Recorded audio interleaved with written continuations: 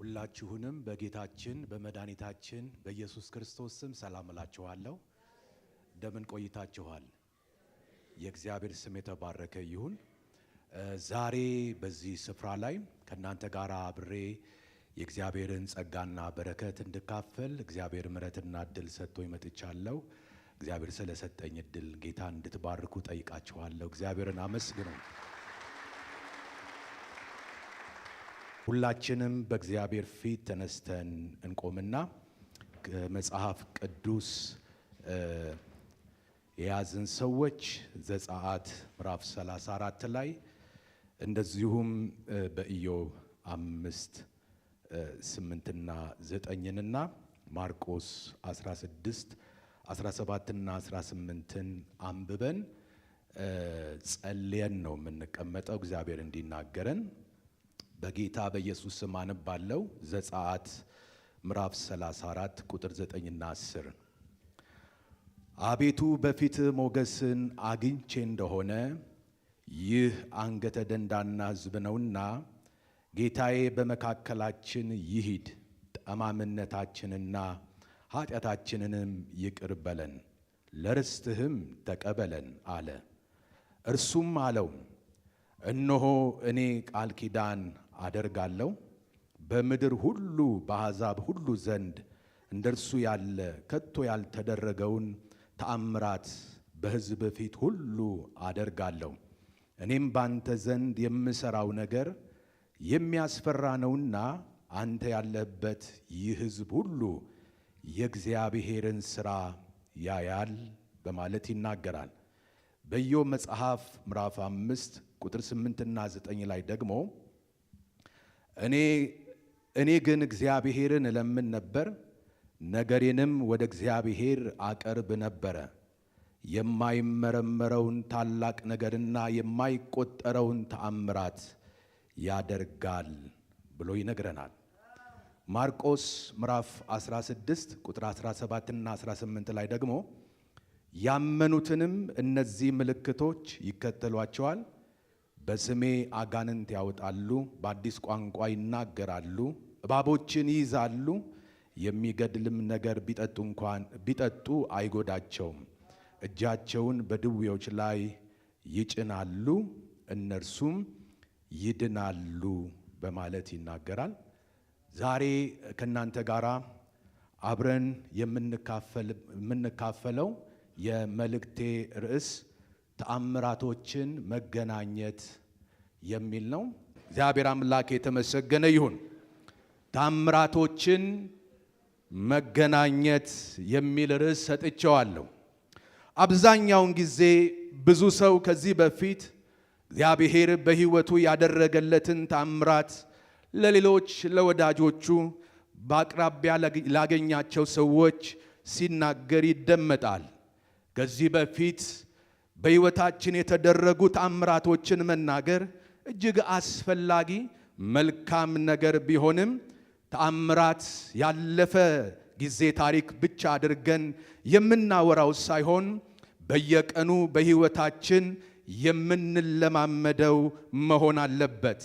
ምክንያቱስ ከተባለ ትላንት በሕይወታችን ውስጥ ተአምራትን ያደረገው እግዚአብሔር ዛሬም ሕያው ነው። የታምራት ክንዱም አልደከመም። ይህ የምንኖርበት ዓለምም ዛሬ በሕይወታችን ውስጥ እግዚአብሔር ሲሰራ ሲያደርግ፣ የታሰሩትን ሲፈታ፣ የተሰበሩትን ሲጠግን፣ በጨለማ ውስጥ ያሉትን ነፃ ሲያወጣ ማየት ይፈልጋል። እግዚአብሔር ኤልሻዳይ ሁሉን የሚችል አምላክ በመሆኑም ታምራቶች ሁሉ ከእግዚአብሔር ሁሉን ቻይ ተፈጥሯዊ ባህሪ ውስጥ የሚወጡ በረከቶች ናቸውና እኛም በእግዚአብሔር ፊት በእምነት ስንቀርብ የማይቻሉና አይሆኑም ብለን የደመደምናቸው ነገሮች ላይ እግዚአብሔር ታምራትን ያደርጋል። አሜን ለሚል ይሁንለት። የጌታ ስም የተባረከ ይሁን። እግዚአብሔር ወገኖቼ ሆይ ዛሬም በዚህ ስፍራ ላለነው ለእያንዳንዳችን የታምራት እጁን ሲዘረጋ በሕይወታችን የማይቻለው የሚቻል ይሆናል። የተዘጉ በሮቻችን ይከፈታሉ። አይሆንም ብለን ተስፋ የቆረጥንበት ነገር ሁሉ ሆኖና ተፈጽሞ ተከናውኖ እናያለን። እግዚአብሔር የተአምራት እጆቹን ላንተ ይዘረጋልሃል፣ ላንቺም ይዘረጋል። እውነት ነው። ዛሬ እግዚአብሔር በሕይወቴ ላይ የተአምራት እጆቹን ይዘረጋልኛል የሚል ሰው ለእግዚአብሔር ለአምላኩ ክብር ያመጣል። የጌታ ስም የተባረከ ይሁን። ክብር ለመንፈስ ቅዱስ ይሁን። ወደ ዋናው ሐሳብ እንዲወስደን አንድ ጥያቄ ላንሳና በዚህ ጥያቄ ላይ ተመስርተን ልናገርበት ያሰብኩትን እግዚአብሔር በልቤ ያስቀመጠውን ነገር አነሳለሁ። ጥያቄው እንዲህ ነው። ለሰው ልጆች ተአምራት ለምን አስፈላጊ ሆነ የሚል ጥያቄ እናንሳና ለሰው ልጆች ተአምራት አስፈላጊ የሆነበትን ፈጠን ብዬ ከብዙ ምክንያቶች መካከል 5 ዋና ዋና ነጥቦችን ከናንተ ጋር ባለን ጊዜና ሰዓት ውስጥ ፈጠን ብለን የምንመለከት ይሆናል። የእግዚአብሔር ስም የተባረከ ይሁን። ተአምራት አስፈላጊ የሆነበትን ምክንያት ስንመለከት የመጀመሪያው ነጥቤ የእግዚአብሔር ሥራና ኃይል የሚገለጥበት መንገድ ስለሆነ ተአምራት እጅግ አስፈላጊ ነው። ሰው እግዚአብሔር ከሱ ጋር አብሮት መሆኑንና በሕይወቱ እየሰራ እንዳለ ለማወቅ ከእግዚአብሔር ዘንድ የተገለጠና የሚታይ ነገር መፈለጉ ተፈጥሯዊ ነው። የሰው ልጅ ይህንን መፈለጉና መራቡ ደግሞ ተፈጥሯዊ በመሆኑ በራሱ ምንም አይነት ችግር የለበትም። እግዚአብሔር ራሱን ያለ ምስክር የሚተው አምላክ ስላልሆነ እርሱን ለተራቡና ከልብ ለሚፈልጉት ሁሉ የተአምራት እጆቹን በመዘርጋት የማይቻል የተባለውን ነገር በማድረግ ከልብ ለፈለጉት ሁሉ እግዚአብሔር ክብሩን ገልጦ ያሳያቸዋል። እዚህ ቦታ ላይ የእግዚአብሔር ክብር በግል ሕይወታችሁ፣ በቤተሰባችሁ፣ በቢዝነሶቻችሁ ላይ በምታገለግሉት አገልግሎት ተገልጦ ማየት መሻታችሁ የሆነ ናፍቆታችሁ የሆነ የጸሎት ርዕሳችሁ የሆነ ሰዎች እግዚአብሔር እየተናገረ ነው። የተአምራት እጁ ይገለጣል። እግዚአብሔር ብዙዎቻችሁን በተአምራት ይባርካችኋል። በተአምራት ያሻግራችኋል። በተአምራት ነፃ ያወጣችኋል። በሕይወታችሁ ላይ ያልተጠባበቃችሁት ክብር ይገለጣል። አሜን ይሁን ለሚል ይሆንለታል። የጌታ ስም የተባረከ ይሁን። ክብር ለመንፈስ ቅዱስ ይሁን። በምሳሌ 8:17 ላይ እንዲህ የሚል እግዚአብሔር ቃል አለ። እኔ የሚወዱኝን እወዳለሁ፣ ተግተው የሚሹኝም ያገኙኛል በማለት ይናገራል። ጌታ የተባረከ ይሁን። ስለዚህ ወገኖቼ ሆይ እግዚአብሔር የተአምራት አምላክ መሆኑን በእግዚአብሔር ቃል ውስጥ ሊያሳየን የሚችል ከመጽሐፍ ቅዱስ አንድ ታሪክ ላይ ሄደን እንመለከታለን። እግዚአብሔር የተመሰገነ ይሁን። በዮሐንስ ወንጌል መጽሐፍ ምዕራፍ 11 ከቁጥር 38 ጀምሮ ያለውን ታሪክ በጌታ በኢየሱስ ስም አነባለሁ። ታሪኩ የሚያወራው ስለ አንድ ቤተሰብ ነው።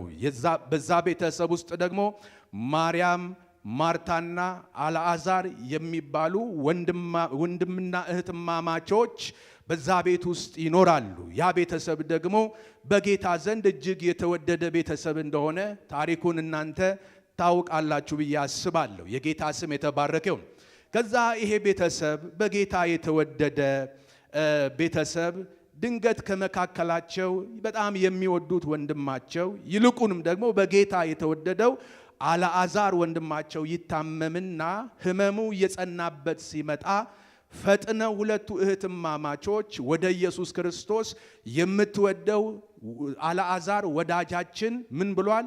ታሟል፣ ፈጥነ ድረስ የሚል መልእክት ሲልኩበት እንመለከታለን። ኢየሱስ ክርስቶስም የሚወደው አልዓዛር መታመሙን በሰማ ጊዜ ሰምቶ በዛው በነበረበት ስፍራ ላይ 2 ቀን ዘገየ ይላል። በዛ መዘግየት ውስጥ ደግሞ በአልዓዛር ሕይወት ላይ የነበረው ሕመም ጸንቶ አልዓዛርን መኖር ወደማይችልበት ምዕራፍ አሸጋገረው። አልዓዛር ሞተ። ከዛ በኋላ ተቀበረ። 3 ቀን ሆነው ጌታ ኢየሱስ ክርስቶስ ከዛ በኋላ ምን አደረገ? አልዓዛር ወደ ታመመበት መንደር ሲመጣ ነው የምናየው። የጌታ ስም የተባረከውን። ኢየሱስ ክርስቶስ ወደ ቢታንያ ሲመጣ አልዓዛር መታመሙን ነግረውት ሰምቷል። መሞቱን ግን አውቆ ነው የመጣው። እግዚአብሔር የተመሰገነ ይሁን። ስለዚህ ጌታ ኢየሱስ ክርስቶስ ሲመጣ ያ ቤተሰብ የሚወዱት ወንድማቸውን ቀብረው ከሞተ 4ኛ ቀን ሆኖታል። ከኔ ጋር ናቸው አይደለ? ከዛ በዚህ ሁኔታ ኢየሱስ ክርስቶስ ሲመጣ መምህሩ እንደመጣ በአካባቢው ላይ ተሰማ። እናም ኢየሱስ ክርስቶስ መጥቷል ብለው ወደ ቤት በሐዘን ተቀምጠው ላሉት ማርያምና ማርታ መናገር ጀመሩ ማለት ነው። እና ማርታ ፈጥና ወጣችና ጌታ ኢየሱስ ክርስቶስን እንዲህ አለችው፣ አንተ በዚህ ሆነ ቢሆን ኖሮ ወንድሜ ባልሞተ ነበረ ብላ በልቧ ውስጥ ያለውን ሸክም ስትናገር እናያለን። ይህ ማለት ታዲያ ምን ማለት ነው? ወንድሜ ለመሞቱ ተጠያቂው አንተ ነህ። በጊዜ ደርሰ ቢሆን ኖሮ ታሪክ ይቀየር ነበር፣ ወንድሜ እንዳይሞት ማድረግ ትችል ነበረ ብላ ተናገረች። በዚህ ንግግር ውስጥ እያሉ ታዲያ እንደገና ሌላኛዋ እህት ማርያም የኢየሱስ ክርስቶስን መምጣት ነግረዋት ፈጥና ተነስታ ሮጣ ሄደችና እንዲህ አደረገች። ወድቃ በእግሩ ላይ ጌታ ኢየሱስ ክርስቶስን እንዲህ አለችው፣ ጌታ ሆይ ወንድሜ ሞቷል፣ አንተ በዚህ ብትሆን ኖሮ ወንድሜ አይሞትም ነበር እያለች ለወንድሟ ያላትን ፍቅር ለኢየሱስ ክርስቶስ ስትናገር እናያለን። ከዛም ኢየሱስ ክርስቶስ የማርያምን የልብ ሐዘን የውስጥ ስሜቷን ተጋርቶ እያለቀሰ አዝኖ ወዴት ነው ያኖራችሁት በማለት ጠየቃቸው። የጌታ ስም የተባረከ ይሁን። ከዛም እንዲህ አሉ፣ መተ ያሉት ኢየሱስ ክርስቶስ በዚህ በቁጥር 38 ላይ በራሱ አዝኖ ወደ መቃብሩ መጣ። እርሱም ዋሻ ነበረ፣ ድንጋይ ተገጥሞበት ነበረ። ኢየሱስም ድንጋዩን አንሱ አለ። የሞተውም እህት ማርታ ጌታ ሆይ ከሞተ 4 ቀን ሆኖታልና አሁን ይሸታል አለችው። ኢየሱስ ብታምኚስ የእግዚአብሔርን ክብር እንድታይ አልነገርኩሽምን አላት። ድንጋዩንም አነሱት። ኢየሱስም ዓይኖቹን ወደ ላይ አንስቶ አባት ሆይ ስለሰማኸኝ አመሰግንሃለሁ። ሁል ጊዜ እንድትሰማኝ አወቁ።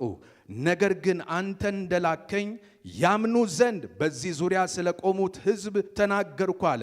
ይህንንም ብሎ በታላቅ ድምፅ አልዓዛር ሆይ ወደ ውጪ ና ብሎ ጮኸ።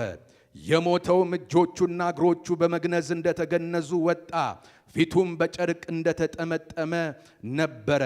ኢየሱስም ፍቱትና ይሂድ ተዉት አላቸው ይላል። እግዚአብሔር አምላክ የተመሰገነው። በዚህ ክፍል ላይ እንግዲህ እንደምንመለከተው ኢየሱስ ክርስቶስ ከማርያምና ከማርታ ጋር አብረውት ከነበሩ ሰዎች ጋር ወደ ቀብር ቦታ ይዘውት ሄዱ። ድንጋይ ተገጥሞበታል። ኢየሱስ ክርስቶስ ሊያለቅስ ብቻ ሳይሆን ስሜቱን ሊገልጥ ብቻ ሳይሆን እዛ ቦታ የተገኘው ተአምራትን ሊያደርግ ነው። ረአሜን በሉ እስቲ ሃሌሉያ። ዛሬ መንፈስ ቅዱስ ይህንን ታሪክ መሰረት አድርጎ ለኔና ለናንተ ልብ ሲናገረን እንዲሁ ያለፈው ለማስታወስ ሳይሆን ዛሬም በእናንተ ቤት ውስጥ፣ ዛሬም በእናንተ ህይወት ላይ፣ ዛሬም በኑራችሁ መካከል፣ ዛሬም የኔ በምትሉት ነገር ላይ አለቀ ያላችሁት፣ አበቃ ያላችሁት፣ ሞተ ባላችሁት ነገር ላይ ትንሣኤ ሊሰጠው ይህንን ቃል ልኳል። ይህ ቃል ወገኖቼ ሆይ በህይወታችሁ ላይ ተአምራት ማድረግ ይጀምራል። ይጀምር የሚል ሰው አሜን ይበል። ሃሌሉያ። ክብር ለመንፈስ ቅዱስ ይሁን። በኋላ ወገኖቼ ሆይ አንተ በዚህ ሆነ ኖሮ ነገር ሁሉ እንደዚህ አይበላሽም ስትል የነበረችው ማርታ ኢየሱስ እንዲህ ባለ ጊዜ ትክክል ያልሆነ ነገር ተናገረች። ድንጋዩን አንሱ ሲል ኖ መነሳት የለበትም አለች። ወገኖቼ ሆይ ለምን ከተባለ ከሞተ 4 ቀን ስለሆነ ይሸታል አለች። እሷ ያየችው ከሞተ 4 ቀን ሆኖት የሸተተውን አልዓዛርን ነው። ያላየችው ግን በፊቷ የቆመው ሊጎበኛት የመጣው የተአምራት እጁን ሊዘረጋ ቃል ተናግሮ ከመቃብር ዋሻ ውስጥ ወንድሟን ሊያወጣ ስልጣን ያለውን ኢየሱስን አላወቀችውም። ስለዚህም ተው እንዳታደርግ፣ ይሄ ነገር እንዳይነሳ እንዳይከፈት እያለች መከላከል ጀመረች። ኢየሱስ ደግሞ እንደዚህ አላት፣ ብታምኚ የእግዚአብሔርን ክብር እንድታይ አልነገርኩሽምን አላት። አዎ በትንሣኤ ቀን ወንድሜ ይነሳል አለች። ኖ ትንሣኤና ሕይወት እኔ ነኝ፣ የሚያምንብኝ ቢሞት እንኳ ሕያው ይሆናል ሲላት ጸጥ አለች። ከዛስ በኋላ ድንጋዩን አነሱለት። ዛሬ እንደዚህ ይሆናሉ ወገኖቼ ሆይ፣ እነሆ ነገራችሁን የተጫነ ያለማመን ድንጋይ፣ የጥርጥር ድንጋይ፣ የፍርሃት ድንጋይ ቢኖር ዛሬ ይነሳል። አሜን በሉ እስቲ ሃሌሉያ። ድንጋዩ ይነሳል። ከዛ በኋላ ለአንድ ሰው አንድ ተአምር ይጀምራል ዛሬ።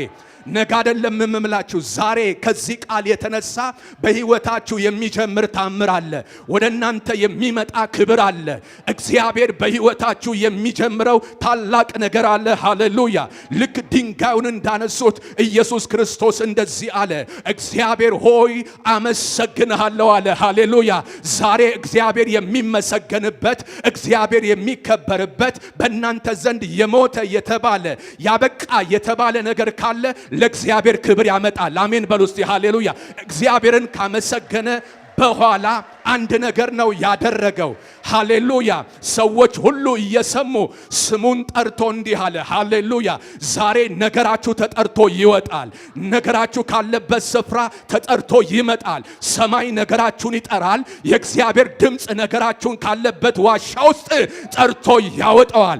የኔ ነገር ይወጣል የሚል ኦማ ካርቶላ ኢየሱስ ጌታ ነው። ሃሌሉያ። ነገርሽ ተጠርቶ ይወጣል። ነገራችሁ ተጠርቶ ይወጣል። የእናንተን ነገር መጥራት የሚችል ሲጠራ የሚሰማ የሰማይ አምላክ እግዚአብሔር፣ የነገስታት ንጉሥ፣ የጌቶች ጌታ ኢየሱስ ነገርህን ይጠራል። የኔ ነገር ይጠራል በሉ እስቲ ሃሌሉያ። አልዓዛር ሆይ ናውጣ ሲለው የሰር አለና ብድግ ብሎ የሰር የኔ ነው። ክብር ለኢየሱስ ይሁን። የኔን የኔ ላችኋለሁ፣ የጌታን የጌታ ብዬ አውጃለሁ። ዛሬ የእግዚአብሔር ድምፅ አንድን ሰው ይነካዋል። ድምፁ እየነካኝ ነው የሚል ሰው፣ ቃል እየመጣልኝ ነው የሚል ሰው ሃሌሉያ። እግዚአብሔር አምላክ የተመሰገነው። ከዛ ከመቃብር ዋሻ እንደተገነዘ በዓይነ ሕሊናችሁ መገመት ትችላላችሁ። እንደተገነዘ ወጣ። አሜን። ከዛ ኢየሱስ ክርስቶስ ታምር ጀምሯል። እስቲ አሜን በሏ። ታምር ጀምሯል በሉ እስቲ። ቀኝ እጃችሁን አንሱ። በእኔ ህይወት ላይ፣ በእኔ ኑሮ ላይ፣ በእኔ ጉዳይ ላይ አሁን የእግዚአብሔርን ቃል እየሰማው የጀመረ ታምር አለ። የጀመረ ክብር አለ። የጀመረ ታላቅ ነገር አለ። ይሁንላችሁ በኢየሱስ ክርስቶስ ስም ሃሌሉያ። እግዚአብሔር አምላክ የተመሰገነ ይሁን። ምኞቴን አልነግራችሁም፣ ቃሉን ነው የምነግራችሁ። ክብር ለኢየሱስ ይሁን። ከዛ እንደዚህ ነው የሆነው። ሲያየው ሕያው ሆኗል፣ ግን የታሰረ ነፃነት የሌለው መመላለስ የማይችል የታሰረ። ስለዚህ ኢየሱስ እንዲህ አለ። የመጀመሪያ ትእዛዝ 1 ፍቱት። ኧረ አሜን በሉ ባካችሁ። ፍቱት ሲል እኮ ከዚህ ከ3 ቀን በፊት ያሰሩ ሰዎች ነበሩ። ከኔ ጋር ናችሁ? ይሄ ቃል ዛሬ በሰው አቅጣጫ አይደለም የመጣው። በመናፍስቱ ዓለም ነገራችሁን ፈቶ ማን ነው ነገራችሁን አስሮ ቆላልፎ፣ እስቲ ማን ነው የሚፈታው? ማን ነው የሚከፍተው ነገሯን ያለ በነገራችሁ ላይ ማህተም የተደረገ ዛሬ በነቢያት መንፈስና ቅባት ውስጥ ሆኜ እናገራለሁ። አሳሪው እያየ ነገራችሁ ይፈታል። አሜን በሉ እስቲ ሃሌሉያ። ፍቱት ሲል ለምን የሚለው እያለ እስቲ አሜን በሉ ባካችሁ። ያልተፈታ ነገራችሁ ይፈታል። የተቆላለፈ ነገራችሁ ይከፋፈታል፣ ይከፈታል፣ ይከፋፈታል። አሜን ለሚል ይሁንለት በጌታ። ፍቱት ሲል ለምን የሚለው እያለ እስቲ አሜን በሏ። አትፈታም፣ የትም አትደርስም የሚለው እያለ በመናፍስቱ ዓለም ላይ የእናንተን ነገር ቆላልፎ ያለው አውሬ እያየ ነገራችሁ ይፈታል፣ ሕይወታችሁ ይፈታል፣ በረከታችሁ ይፈታል፣ ሰላማችሁ ይለቀቃል፣ መጽናናትን ታገኛላችሁ። ይሄ በሕይወቴ ይሆናል የሚል ሰው ብቻ ለእግዚአብሔር ክብር ያምጣ። ሃሌሉያ። ፍቱት ካለ በኋላ ፈቱት፣ ነፃ ወጣ። ከዛ እንደዚህ ነው የሆነው። ሰዎች መነካካት ጀመሩ። ከዛ ሲነካኩት እንደዚህ ነው፣ ተውት። እስቲ አሜን በሏ። ዛሬ ትእዛዝ ይወጣል። የሚነካካችሁ የጨለማ እጅ ካለ፣ ስውር እጅ ካለ፣ እየነካካ ያስለቀሳችሁ ካለ፣ እየነካካ ያቆሰላችሁ ካለ፣ እየነካካ ሰላማችሁን የወሰደ ካለ፣ እየነካካ ወገኖቼ ሆይ እንዳታልፉ መንገዳችሁን የያዘው አሰራር ላይ ይሄ የስልጣን ቃል እንዲህ ሲል መጥቷል። ተወው። ሃሌሉያ። ተዋት። ሃሌሉያ። እግዚአብሔር አምላክ የተመሰገነው። ከዛስ በኋላ ሶስተኛው እንደዚህ ነው፣ ይሂድ። አሜን በሏ። ቃሉ ከማን የወጣው? ከኢየሱስ አንደበት ነው። ይሂድ ብሎ አንተን የሚያቆም ምንም አይነት ኬላ የለም፣ ምንም አይነት ባውንደሪ የለም፣ ምንም አይነት ገደብ የሚባል ነገር የለም። አልፋችሁ እንዳትሄዱ በተለያየ ነገር በተለያየ እንቅፋት መንገዳችሁ የተያዘባችሁ ሰዎች ይሄ ቃል ለእናንተ ነው። ይሂድ። ሃሌሉያ። ትሂድ። ሃሌሉያ። እሄዳለሁ የሚል ሰው ይብለጠኝና አሜን ይበል። ሃሌሉያ። ክብር ለኢየሱስ ይሆን። ከዛ ይሄ ተአምር ሆነ። ዛሬ የእግዚአብሔር ቃል መጥቷልና ከዚህ ቃል የተነሳ ነገራችሁ ተፈቶ እየነካካ የሚያስጨንቃችሁ ነገር ተከልክሎ፣ እስቲ አሜን በሏ። መሄድ የምትችሉበት መንገድ ተለቆላችሁ ብዙዎቻችሁ እግሮቻችሁ በቀና ጎዳና ላይ ይራመዳሉ። ሃሌሉያ። ከዚህ ስትወጡ ወገኖች ሆይ ብዙ ታላላቅ ነገር በህይወታችሁ የምትሰሙ ሰዎች አላችሁ። ሰርፕራይዝ የምትደረጉ ሰዎች አላችሁ።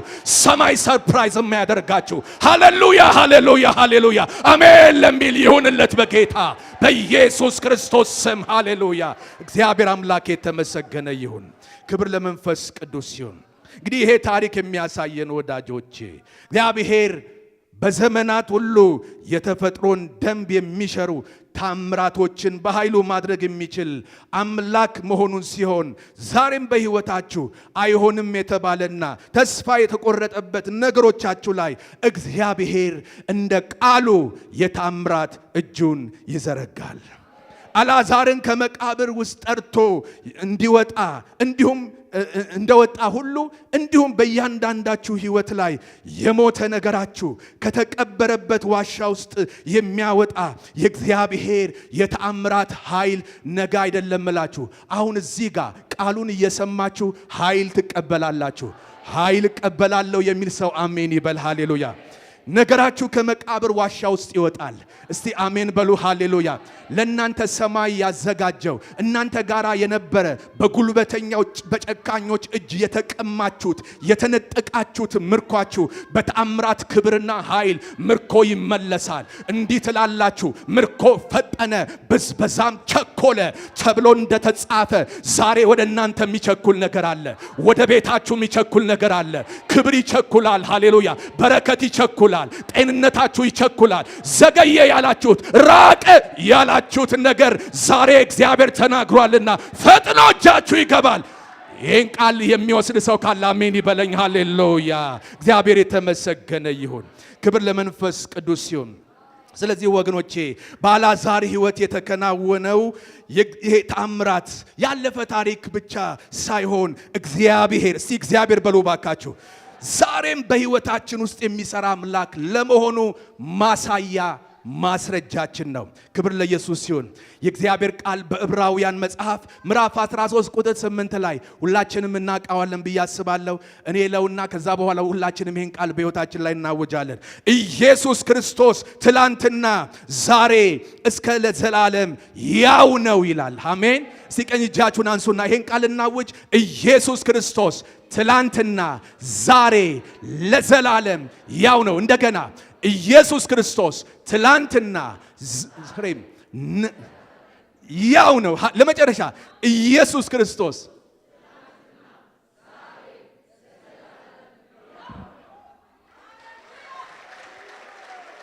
ምን እያልን መሰላችሁ? ምን እያወጅን መሰላችሁ? እግዚአብሔር ቀድሞ ሲሰራ እንደነበር፣ ትላንት ሲሰራ እንደነበር፣ ትላንት ሲያድን እንደነበር፣ ትላንት ሲታደግ እንደነበረ እንደተጻፈው እንደ ቃሉ እንደሰማነው ያው የሆነ ጌታ ዛሬም ይሰራል እያልን ነው።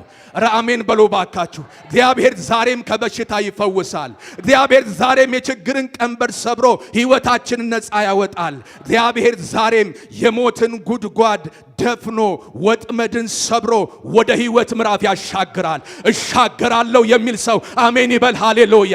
የሚሻገር አንድ ሰው ሃሌሉያ፣ ሃሌሉያ! ክብር ለመንፈስ ቅዱስ ይሁን። ሁለተኛ ተአምር ለምን አስፈላጊ ሆነ? ተአምራቶች የሰውን እምነት የሚያነሳሱ ናቸው። አሜን። ክብር ለኢየሱስ ይሁን። ማቴዎስ 9 ከቁጥር 20 ጀምሮ እግዚአብሔር ቃል እንዲህ ይላል። እነሆም ከ12 ዓመት ጀምሮ ደም የሚፈሳት ሴት በኋላው ቀርባ የልብሱን ጫፍ ዳሰሰች። በልቧም ልብሱን ብቻ የዳሰስኩ እንደሆነ እድናለሁ ትል ነበረችና፣ ኢየሱስም ዘወር ብሎ አያትና ልጄ ሆይ አይዞሽ፣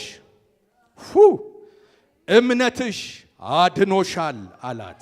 ሴቲቱም ከዚያች ሰዓት ጀምራ ዳነች ይለናል። ክብር ለኢየሱስ ይሁን። ይህች ሴት ፈውስን ያገኘችበት መንገድ በአጭር ቃል ተአምር የሚያስብል ነው። ለምን መሰላችሁ ፈውሷን ተአምር የሚያስብለው?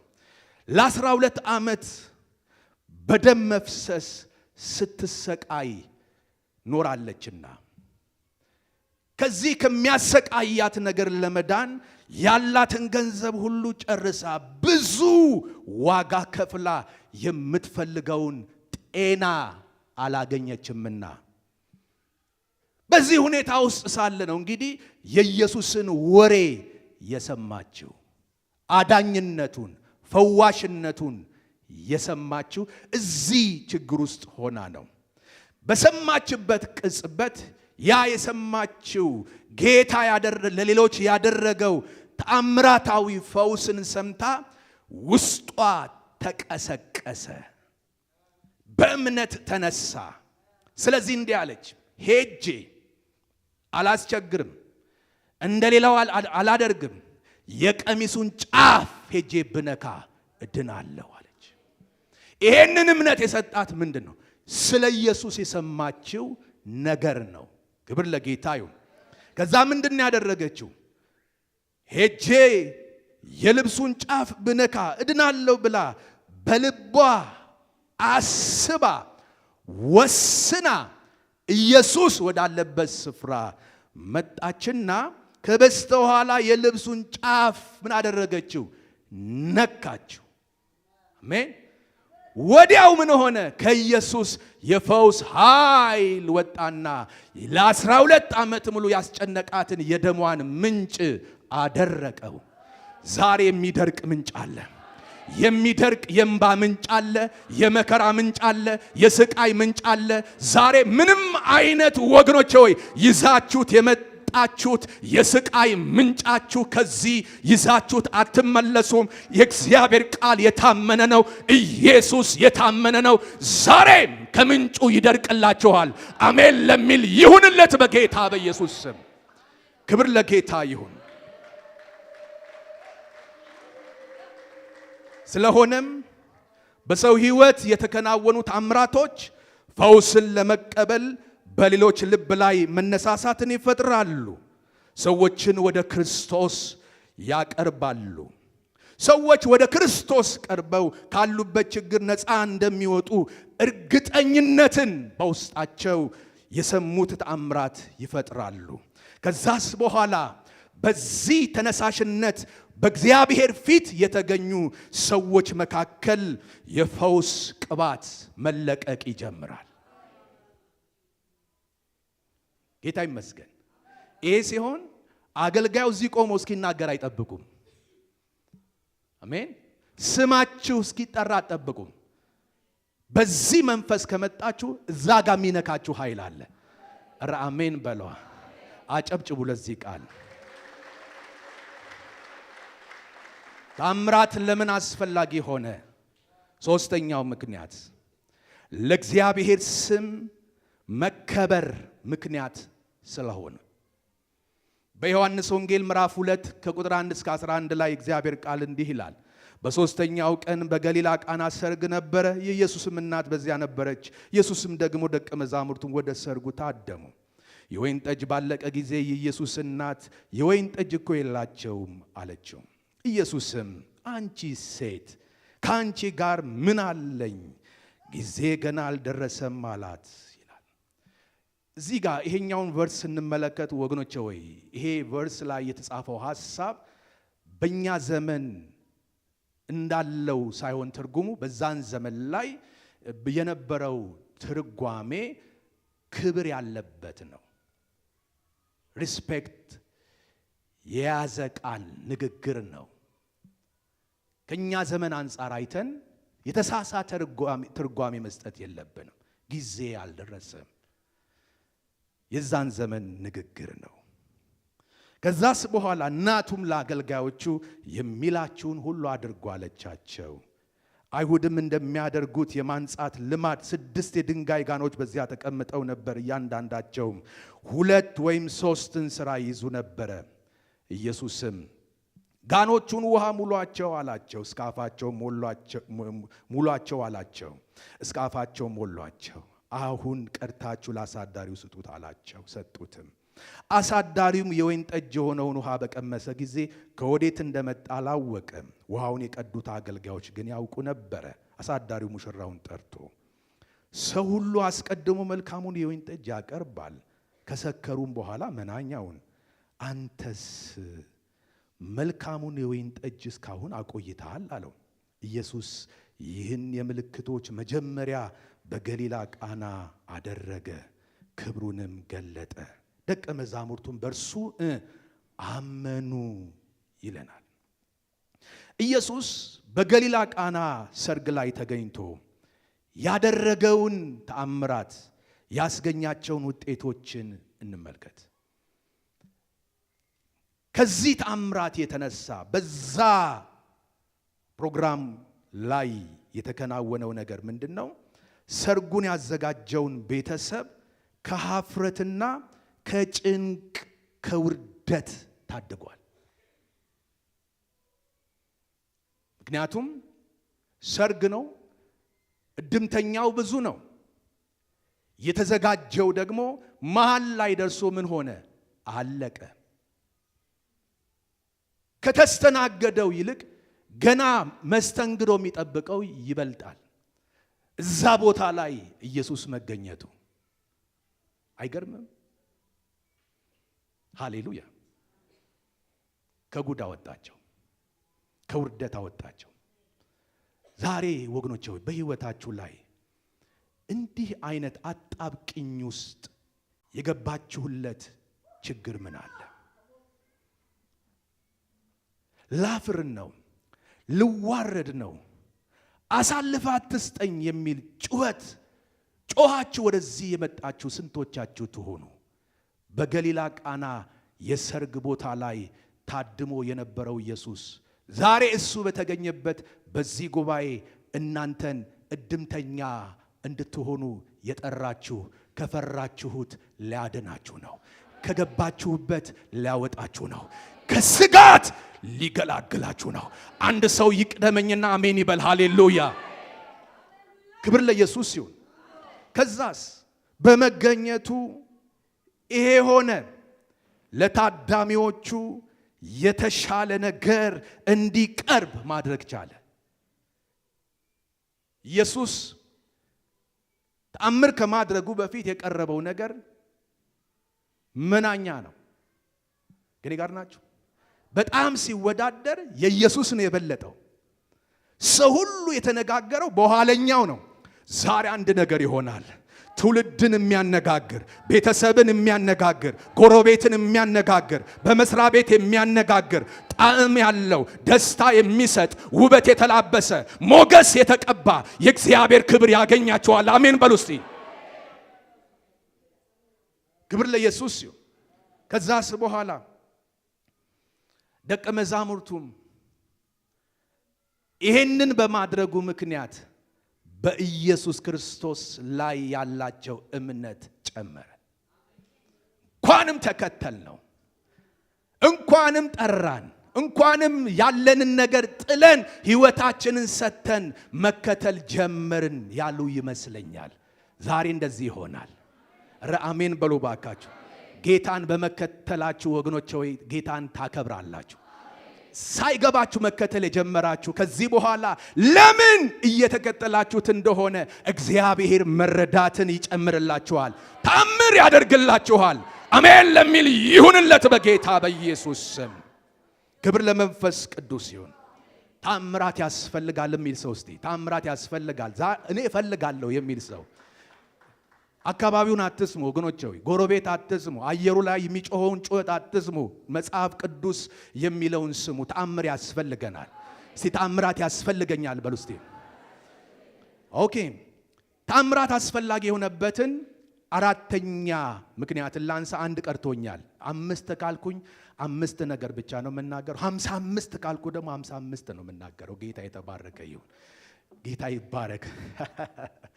አምስተኛው የእግዚአብሔርን መንግስት ለማስፋት ይጠቅማል። ተአምራቶች ለወንጌል ስርጭት፣ ለቤተ ክርስቲያን ተከላ እጅግ አስፈላጊዎች ናቸው። በተአምራት የታጀበ አገልግሎት የነፍሳት መዳንን ያመጣል።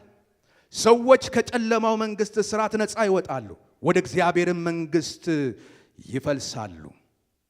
አሁን ባለንበት ዘመን በስቶ የምናየው ከጨለማው መንግስት ብርሃን ወደ ሆነው የእግዚአብሔር መንግስት መፍለስ አይደለም። በብዛት እየተመለከትነው ያለው ነገር ምንድነው? ከቤተ ክርስቲያን ወደ ቤተ ክርስቲያን መፍለስን ነው።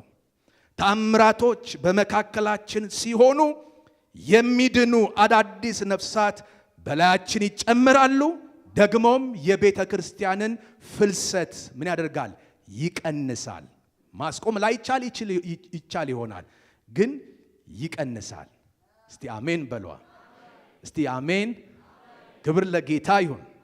እሺ፣ በሐዋርያ ሥራ መጽሐፍ ምዕራፍ 1 ቁጥር 6 ላይ እንዲህ ይላል፣ እነሱም በተሰበሰቡ ጊዜ ጌታ ሆይ በዚህ ወራት ለእስራኤል መንግስትን ትመልሳለህን ብለው ጠየቁት።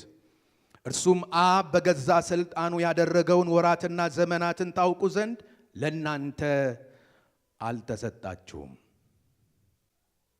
አብ በገዛ ስልጣኑ ያደረገውን ወራትና ዘመናት ታውቁ ዘንድ ለእናንተ አልተሰጣችሁም። ባልተሰጣችሁ በማይመለከታችሁ እናንተ በማትፈለጉበት ነገር ውስጥ ገብታችሁ የተጠላለፋችሁ ብዙዎችን ያስጨነቃችሁ ለብዙዎች የመከራ ምክንያት የሆናችሁ ሰዎች ይህንን ቃል በደንብ ስሙ።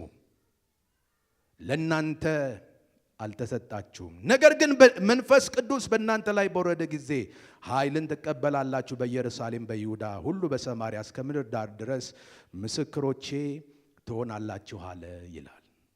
ይህ ክፍል ባጭሩ ጌታ ኢየሱስ ክርስቶስ ከሞታን ተነስቶ 40 ቀን በምድር ላይ ከታየ በኋላ የመጨረሻዋ ወደ አብ ከማረጉ በፊት የጠራቸውን ሐዋርያ ብሎ የሰየማቸውን ስልጣንና ኃይልን ሰጥቶ ከተልእኮ ጋራ በጨለማው መንግስት ላይ የእግዚአብሔርን መንግስት እንዲያሰፉ ለመንግስቱ መርጦ የሾማቸው ሰዎች መጨረሻ ላይ ደብቀው ያስቀመጡትን ካርድ ሲመዙ ነው የምናየው። ደህና ናችሁ ወይ? ካርድ መዘዙ። ካርዱ ላይ ምንድን ያለው? ጌታ ሆይ ከመሄድ በፊት በእነዚህ ወራት እስራኤል ያለችበትን ሁኔታ ታውቃለህ። በምን አይነት ባርነት ውስጥ በሮማውያን ቅኝ ተገዢዎች ሆነ። እስከ መቼ ነው እንዲህ አይነት መከራ በዚህ ምድር ላይ የሚቀጥለው? አትመልስም ወይ በሚል መንፈስ ይመስላል። መቼ ነው እኛም ሰው የምንሆነው አይነት ጥያቄ ጠየቁት። በእርግጥ ይህን ጥያቄ ሲቪሉ ቢጠይቅ ጥሩ ነው። ከኔ ጋር ናችሁ? ይሄን ጥያቄ ሲጠይቅ የሚያምርበት ይሄንን ኢሹ ሲያነሳ የሚደምቅለት ማህበረሰብ አለ። ለነሱ ግን የማይገባ ነው። ከኔ ጋር ናችሁ? የማይገባ ነው። ለእግዚአብሔር ሰውነት ለተጠሩበት ጥሪ ዘረኝነት ውስጥ፣ ቋንቋ መከፋፈል ውስጥ፣ ፖለቲካ ውስጥ ገብቶ መዳከር እነሱን የማይመጥን ነገርን ነው። አልተሰጣችሁም። ከኔ ጋር ናችሁ? ለናንተ አልተሰጣችሁም ሲል ለነሱ የተሰጠ ነገር አለ። ሰማይ እነሱ እንዲሰሩት የሰጣቸው ስራ አለ። ወገኖቼ እዚህ ጉባኤ መካከል እግዚአብሔር ፈቅዶላችሁ በፖለቲካው ዓለም ላይ ህዝብ እንድታስተዳድሩ፣ ህዝብ እንድታገለግሉ በዛ አቅጣጫ የጠራችሁ ሰዎች እናንተን አይመለከትም። እንደኔ ግን ፓስተር ተብሎ ተጠርቶ ፖለቲካ ውስጥ ገብቶ፣ ቋንቋ ውስጥ ገብቶ፣ ዘር ውስጥ ገብቶ፣ ጎሰኝነት ውስጥ ገብቶ መብካት ተገቢ አይደለም ወገኖቼ ሆይ።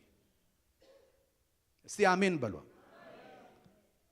እዚህ ጋር ቆሜ እውነት የሆነውን ንጹህ የሆነውን የእግዚአብሔርን ቃል ላለውም ለሚቃወመው ለሁሉም ሰው እኩል የሆነ አገልግሎት ልሰጥ ነው የተጠራሁት። እስቲ አሜን በሉ እንጂ አንዱን ደግፌ አንዱን ንቀለው ብዬ እንድል አይደለም።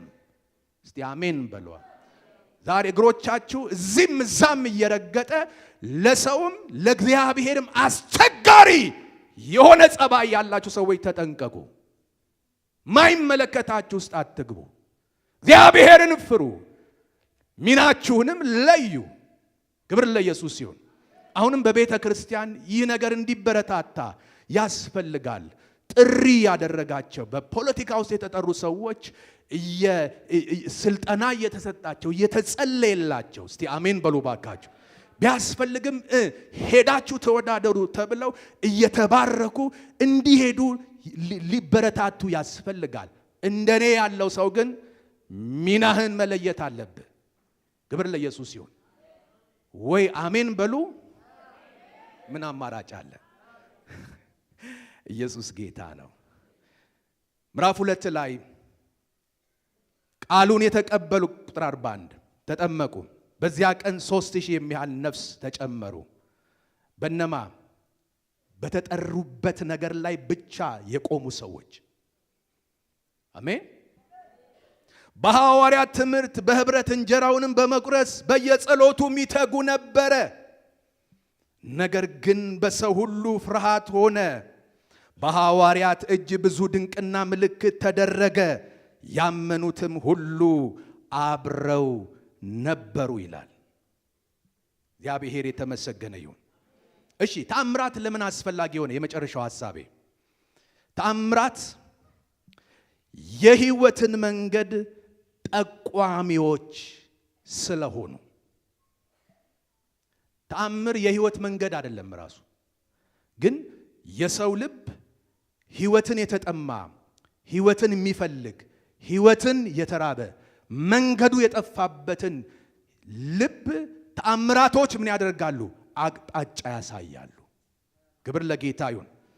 እንግዲህ ይህን በተመለከተ በዚህ ዘመን የምናያቸው ስህተቶችና የተበላሹ እንቅስቃሴዎች መሰረታዊ የሆነ ችግራቸው 2 ነው። አንደኛው የተአምራትን አስፈላጊነት አለመረዳት ነው። አንድ ጽንፍ ነው ይሄኛው። ሌላኛው ደግሞ ምንድነው? የተአምራቶችን የመጨረሻ ግብ አድርጎ መውሰድ ነው። አንዳንዱ አያስፈልግም ብሎ ስለሚያስብ ነው። አንዳንዱ ደግሞ ያስፈልጋል የሚለው ያ ያስፈልጋል ያለው ተአምር በቃ የመጨረሻ ግብ እሱ አድርጎ ስለሚያስብ ብዙ አይነት የተበላሹ ስህተት የሆኑ ለእግዚአብሔር ስም መከበር ሳይሆን መዋረድ ምክንያት የሆኑ እንቅስቃሴዎች ምድር ላይ እንደ አሸን የፈሉት በእነዚህ ምክንያቶች ናቸው። ተአምራቶች የመጨረሻ ግቦች ሳይሆኑ የመጨረሻ ግብ የሆነው የህይወት መንገድ ጠቋሚዎች ናቸው። ለዚህ ማሳያ የሚሆነን ዮሐንስ ወንጌል ምዕራፍ 20 ቁጥር 30 እና 31 ላይ ሐዋርያው ዮሐንስ የጻፈውን ሐሳብ እናነባለን። እንደዚህ ይላል። ኢየሱስም በዚህ መጽሐፍ ያልተጻፈ ሌላ ብዙ ምልክት በደቀ መዛሙርቱ ፊት አደረገ። ነገር ግን ኢየሱስ እርሱ ክርስቶስ የእግዚአብሔር ልጅ እንደሆነ ታምኑ ዘንድ አምናችሁም በስሙ ሕይወት ይሆንላችሁ ዘንድ ይህ ተጽፏል አለ። እንግዲህ ዮሐንስ በነገረን መሰረት ጌታ ኢየሱስ ክርስቶስ በምድር ላይ ሲመላለስ ያደረጋቸው ምልክቶች፣ ድንቆችና ተአምራት ቢጻፉ እንደውም አይበቃም ብሎ ነው የደመደመው። ግን ለምንድን ነው ከተደረጉ ብዙ ተአምራት መካከል ተመርጠው ሪከርድ ተደርገው ለትውልድ የተሸጋገሩ ከተባለ እነዚህን ያደረገው ተአምራት የሰራው ድንቅ ያደረገው ምልክት ሲሰራ የነበረው ክርስቶስ እርሱ የሕያው እግዚአብሔር ልጅ ነው ብለው ትውልድ እንዲያምንበት እስቲ አሜን በለዋ። ተአምር ተደርጎ ነፍሳት ካልዳነው ወገኖች ሆይ ሰው ወደ እግዚአብሔር መንግሥት ካልተጨመረ ያ ተአምራት መደረጉ የጠቀመው ጥቂት ሰዎችን ነው። ግን እግዚአብሔር የሚፈልገውን የልቡን ሐሳብ ሊያሳካ አልቻለም። ስለዚህ ወገኖች ሆይ ተአምራት ወደ እውነተኛ ወደ ሕይወት መንገድ ሰዎችን ሁሉ ወደ ክርስቶስ የሚያሳዩ ናቸው። እስቲ አሜን በሏ። ይሄ የጠፋባቸው ሰዎች ብድግ ብሎ ታምር ያስፈልጋል የሚሉ ሰዎች እነሱ ፈዋሽ፣ እነሱ ምልክት አድራጊ፣ እነሱ ነፃ አውጪ፣ እነሱ ምን ሆነው በቃ እነሱ ሆነው ይሄ ስህተት ነው። ማንም ነፃ ይውጣ፣ ማንም ይፈታ፣ ማንም ይፈወስ። ዝቅ ተብሎ ኢየሱስ ከፍ ማለት አለበት። ኧረ አሜን በሉ ወገኖች። ይሄ የማያስደስታችሁ ከሆነ በጣም ይቅርታ አድርጉልኝ፣ ተበላሽታችኋል ማለት ነው። የታምራት ዋነኛ ዓላማ ሰዎች ኢየሱስ ክርስቶስ እርሱ የእግዚአብሔር ልጅ እንደሆነ እንዲያምኑና በስሙ አምነው የዘላለምን ሕይወት እንዲያገኙ ነው። እንዲህ ብዬ ላጠቃል። የእግዚአብሔር ተአምራት በሕይወታችን እንዲገለጥ በቤተ ክርስቲያን መካከል እንዲሰራ የእግዚአብሔርን ቃል በሙላት እንስበክ። ዘወትር የመንፈስ ቅዱስ ምሪትን እንከተል። ታምራቶችን ለመቀበል ልባችንን ክፍት እናድርግ። ይሄ ሲሆን ትላንት ተአምር ያደረገው፣ ትላንት ፈዋሽ የነበረው፣ አዳኝ የነበረው፣ ሰዎችን ከጨለማ ሲያወጣው የነበረው ኢየሱስ ዛሬም በዛው ልክ በዛው ክብሩ ልክ በመካከላችን አለ። ኧረ አሜን። እግዚአብሔር የሰማነውን ቃል ይባርክልን። ተነስተን ቆመን አጭር ጸሎት ከኔ ጋር እንጸልያለን።